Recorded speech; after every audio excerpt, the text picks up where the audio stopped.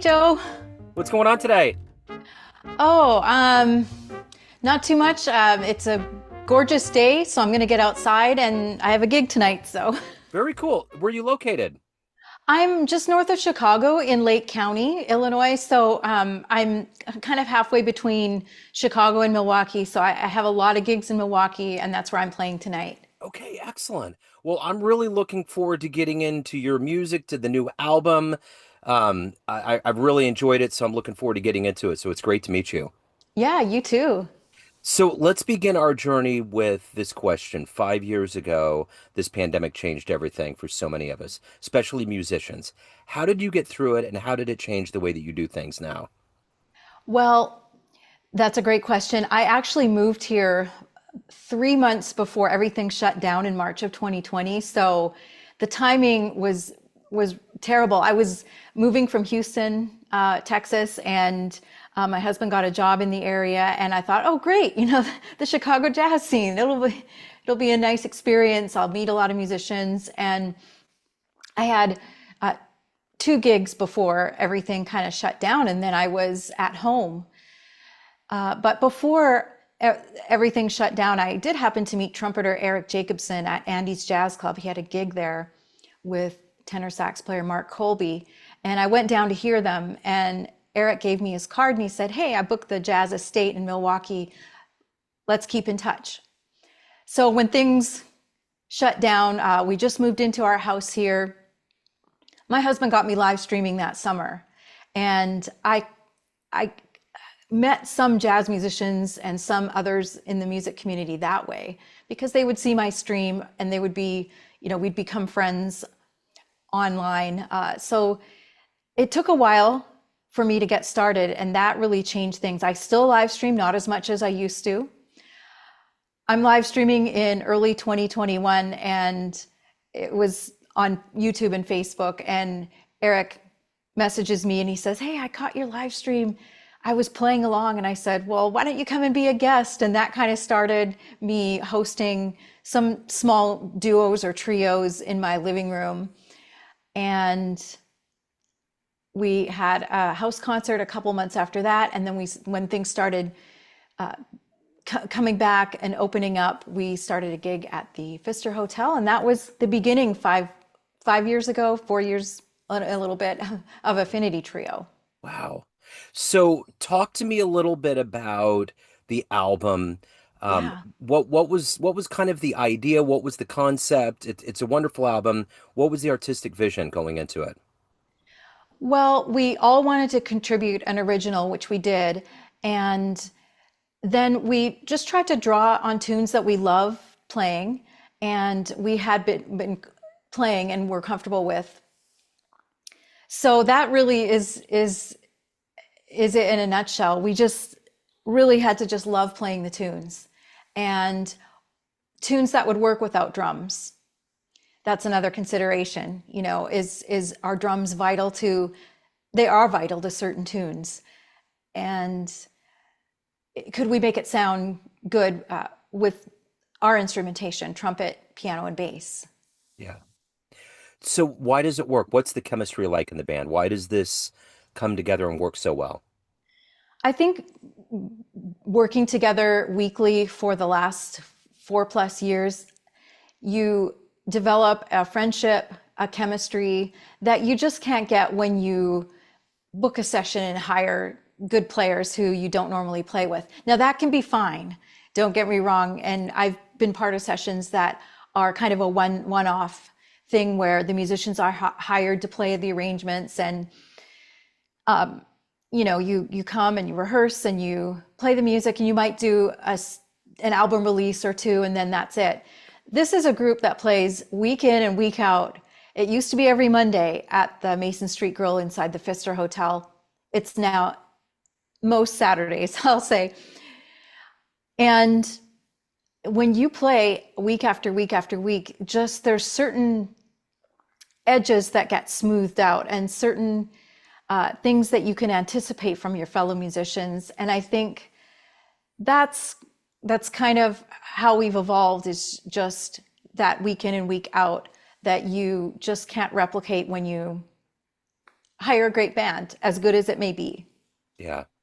So your first album, Hindsight, was it got a lot of great reviews. I remember playing it on the show.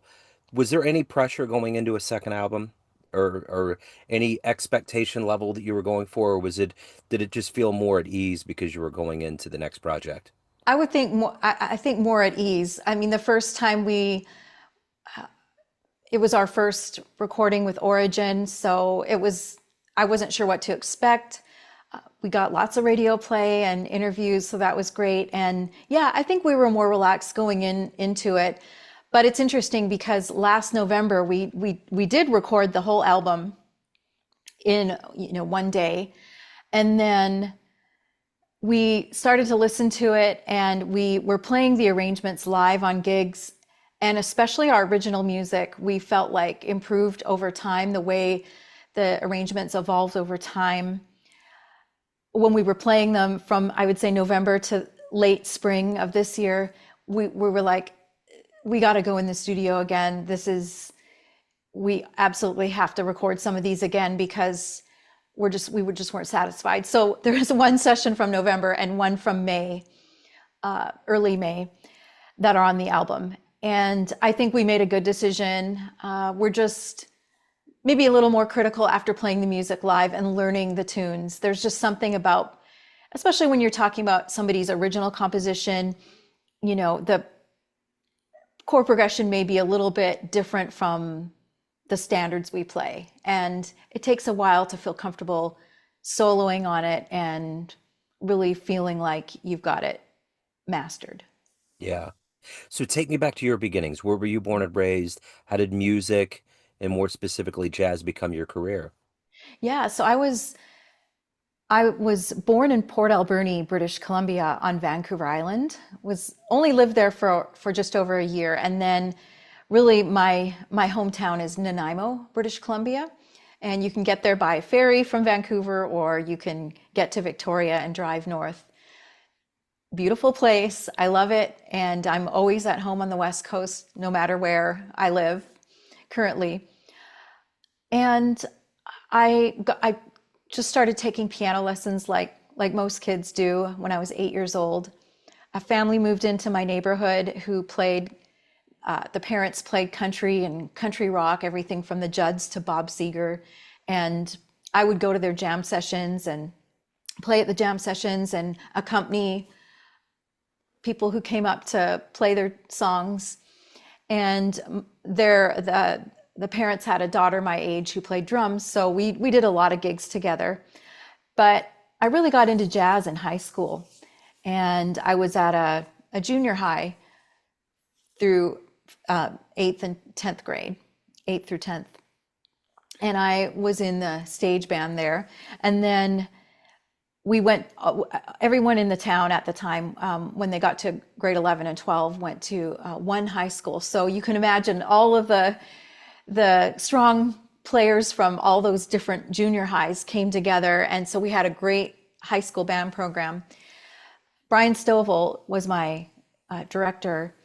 And he also taught Ingrid Jensen and Christine Jensen, trumpet and saxophone. And Christine's a great composer, as is Ingrid. And he also taught Diana Krall, who was at the high school about 5 years before I was. So he introduced me to Diana one day when she came and visited him at school. And she was about 20 and I was 15. And she showed me a 2-5-1 progression. And I would try to get lessons from her every time she came home to visit her parents. So she really got me started learning tunes and developing into a professional musician at a young age. Just really saying you need to know these tunes, you need to be able to play requests, you need to be able to, walk into a venue and present yourself. So I would say that's where my roots are, and that's how I got started playing jazz. So what was the first live jazz show you saw that made you think, wow, I want to do that one day, or it really made an impression on you? I think it was probably just seeing Diana play at a local restaurant, and just the way she sang and played, and her sense of style and swing, it really made an impression on me. And just really seeing the older high school and college students in my town perform was it. I later saw Chick Corea and Herbie Hancock. I was really a child of the 80s, though. I went to lots of pop concerts and saw the Eurythmics and Power Station and Huey Lewis and the News. And so that also was a strong influence on me as a performer, not necessarily as a pianist, but as a performer and wanting to get out there and play tunes and be on stage. Yeah. So, what do you like the best about being a professional musician? What gets you up every day? What motivates you to create? I think just the possibilities are endless. Whether I'm pretty rooted in the blues, but any sound that captures me, I just feel like I need to keep playing it and I need to share it. And I think sharing it really completes the experience for a musician. Yes, you can get a lot of satisfaction from practicing, and I do love to practice, and I love to record, and I love to compose, but without listening ears out there, you're only so satisfied when you perform live and you have someone who really gets it, or who maybe listened to something you composed and has another take on it, or it moved them in a certain way. I think that's the most exciting thing for me. So, when you go into playing music, I'm sure when you go into a career to be a musician, you have this idea of what your career is going to be like. This just kind of dreamy notion of possibly how things are going to turn out. What's the difference between the dream or the idea of what you thought being a musician would be and the actual reality of it? I think when you're younger and you're dreaming about being a musician and playing in certain venues for certain audiences or festivals, you think that one day you're kind of going to get to this spot where you're going to get help and it's easier, and maybe that you won't have to grind so hard, and that you'll have support. And I think the thing uh, that you kind of realize after a while is you are your own best advocate, and no one's going to really help you or care as much about your music as you do. So I think now, after several decades in the music business and booking myself and producing my own recordings, I'm at peace with that. Yes, I have more connections now because I've played with more musicians. I've played as a side musician, and so I've made a lot of nice contacts with venues that way as well. And then once you play somewhere and it's a successful evening, I think you've kind of sowed some seeds to play there later. Yeah. So yeah, I think that's the main thing, is that it's never going to be easy, and it's always going to be a lot of hard work. Yeah. What do you like the best about being a part of the jazz community? Just developing friendships and knowing that there's somebody else who really gets you and understands how difficult it is to learn this music, how there's, no matter how large your repertoire is, there's always another tune to practice. And just knowing that there are others out there who can relate to that is a good thing. We have a group here in the Chicago area, Jazz Pianists of Chicago, that Ben Lewis started about a year ago. And it's just been great to get together and play for one another. It's actually pretty nerve-wracking because you're in a room with all your colleagues. But it's been wonderful to share ideas and play original music for one another and really bond. Because when you're on a gig as a piano player, you're on your own. You don't really see other pianists there. Yeah. Sometimes if you're a horn player, there'll be three or four horns, or maybe it's a big band, and you'll see a lot of your colleagues.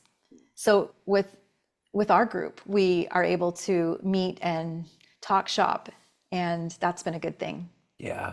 So why do you love this music we call jazz? I think that really you can take it any way you want. So if you're you're playing a standard, if you want to take it more in a blues direction, you can. If you want to take it more in a modal direction, you can. If you want to change it into a jazz waltz, you can. So I think, again, because of the possibilities and the the freedom you have to arrange an older song or to compose a new one is very satisfying to me.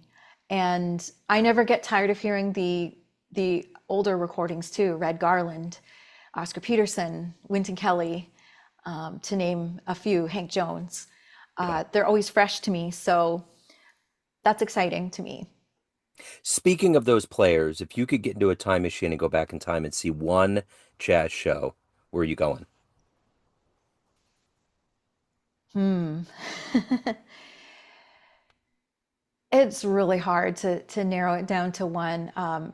I will tell you one that I saw recently though. Yeah. That was this summer, and I was in Milwaukee and saw Benny Green play solo piano, Wow. and it was such a beautiful evening.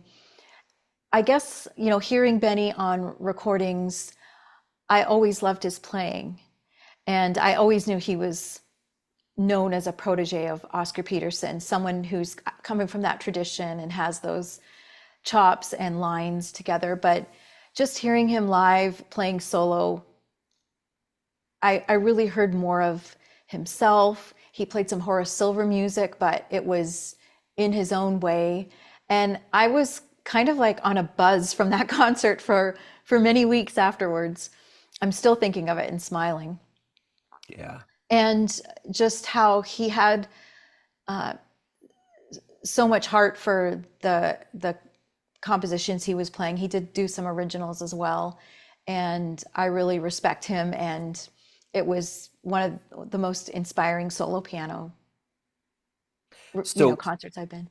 yeah, for sure. So let me ask you this. Everyone out there has a perception of you. Family, friends, fans, everyone on the bandstand, everyone in your band, but you run the show. What's your perception of you? Who do you think you are? Well, that's a great question. I think that, I'm classically trained, so I always feel like I have one foot in the classical tradition and kind of one in the jazz. So I can really relate to both players. I can really relate to the jazz musician who maybe has a certain idea about standards, but I can really relate to the classical musician who is dedicated to a certain practice routine for technique and things like that. And I'm a good sight reader, so I can identify, not that jazz musicians are all bad sight readers, but coming from that tradition, I'm very comfortable sight reading. So, but I see myself as maybe an advanced student. I always feel like I have something to learn. There are things that I'm very comfortable with in my playing now that 15, 20 years ago, I wasn't. And I'm comfortable sounding like me now. I'm not like I was when I was in high school. I was trying to imitate Chick Corea, and I was trying to imitate Oscar Peterson and Wynton Kelly. And while I still will sometimes transcribe their solos and learn them, I'm more comfortable with my own language and way of playing, and I'm not worried about what my solo is going to sound like or what people are going to think. I'm comfortable with the way I'm playing, even though I'm still striving, if that makes Yeah. sense. Yeah, yeah. No, it totally makes sense.